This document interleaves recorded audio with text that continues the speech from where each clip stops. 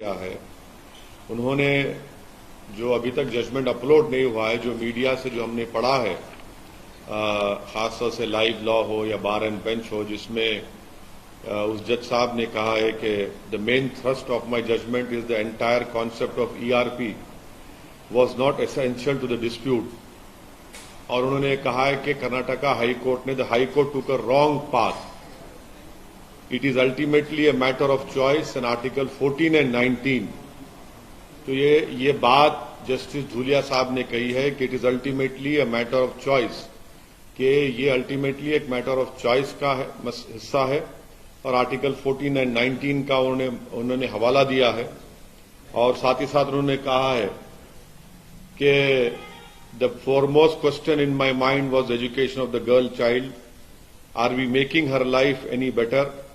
It is common knowledge that a girl child, primarily rural and semi-rural, has a lot of difficulties. They have to do daily household chores before going to school. اور انہوں نے important بات justice Dhulia صاحب نے کہی ہے اپنے judgment میں، جو ایکسرپٹ ملا ہے، I felt that the judgment in B.J. Emanuel squarely covered the issue.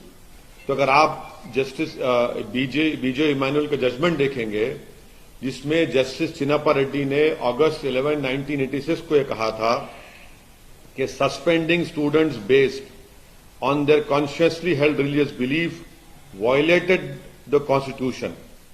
تو ہم تو یہ امید کر رہے تھے کہ آج ریزولوشن ہو جائے گا، مگر ایک سپریم کورٹ کے جج کا ججمنٹ حجاب کے فیور میں آیا ہے، اور جو ہائی کورٹ کا ججمنٹ تھا میری رائے میں it was bad in law, bad in terms of its contents, or it had misused Quranic commentaries and translation. This has serious ramifications, should not have been allowed. یہ جو کرناٹکا کی مسلم لڑکیاں حجاب پہن رہی ہیں، اس لیے پہن رہی ہیں کیونکہ قرآن میں اللہ سبحانہ و تعالیٰ نے ان کو یہ کہا ہے، حکم دیا ہے، اور وہ اس لیے پہن رہی ہیں کہ قرآن میں اللہ نے کہا ہے.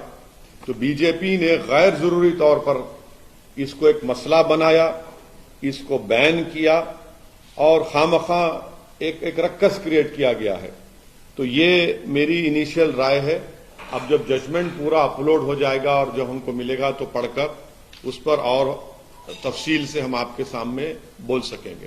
کرناٹک ہائی کورٹ نے سر سوال کیے تھے کہ حجاب جو ہے کمپلسری پریکٹس نہیں ہے، سپریم کورٹ تو اسی لیے میں نے کہا ہے کہ جو ہائی کورٹ کا ججمنٹ تھا وہ اٹ واز بیڈ ان لا، اور اس کے کنٹینٹ میں بھی وہ خراب تھا، اور انہوں نے غلط قرآنک کمنٹریز اینڈ ٹرانسلیشن کو استعمال کیا.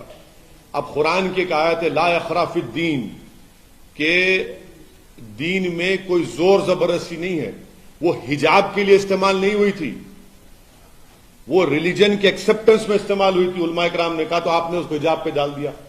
تو اسی لیے ہم نے کہہ رہے ہیں کہ وہ غلط تھا، وہ آنریبل ججز نے وہ غلط مس یوز کیا بلکہ قرآن کمنٹریز اور ٹرانسلیشن کو.